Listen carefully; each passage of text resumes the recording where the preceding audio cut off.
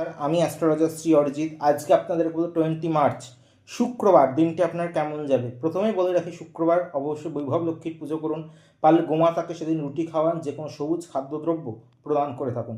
এছাড়া আপনাদেরকে বলে থাকবো, আমার প্রত্যেকটি চেম্বারে সম্পূর্ণ বিনামূল্যে ফ্রি কনসালটেন্সি কিন্তু স্টার্ট হয়ে গেছে এবং অলরেডি বহু মানুষ নাম বুকিং করে নিচ্ছেন। Sheoraphuli chamber, Gariahat chamber, Barrackpore chamber, Tarapith chamber ও শিলিগুড়ি চেম্বারে সম্পূর্ণ বিনামূল্যে কিন্তু আপনারা আমার সঙ্গে যোগাযোগ করছেন এবং আপনাদের জীবনের সমস্যাগুলোকে সমাধানের রাস্তা করে নিচ্ছেন। কারণ মা তারার আশীর্বাদে শ্রী অরিজিৎ কিন্তু আপনাদের জীবনে সমস্যাগুলো সমাধান করে মাত্র 45 দিনে।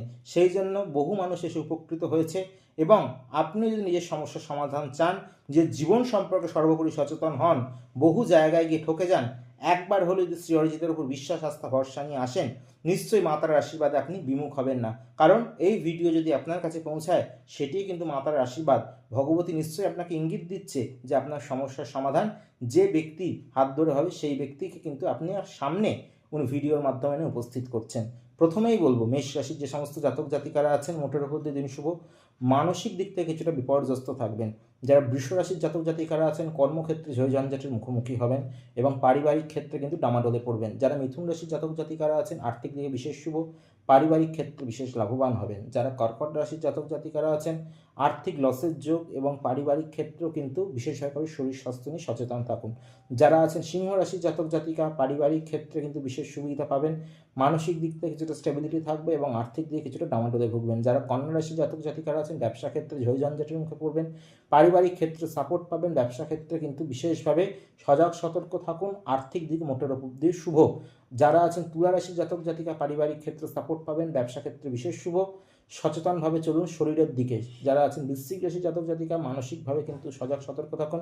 কেউ কিন্তু আপনার নিজের মানুষ আঘাত দিতে পারে, সেই ক্ষেত্রে অবশ্যই মেডিটেশন করুন। যারা আছেন ধনু রাশির জাতক জাতিকা, আর্থিক দিক শুভ।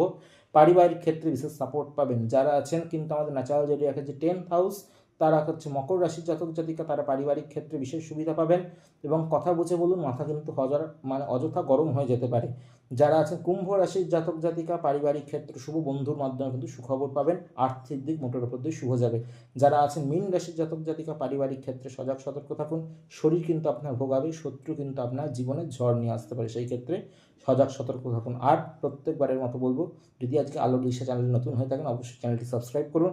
আর যদি ফেসবুক অরিজিৎ ভাদুরী প্রোফাইলটি থেকে দেখে থাকেন, অবশ্যই প্রোফাইলটি ফলো করুন।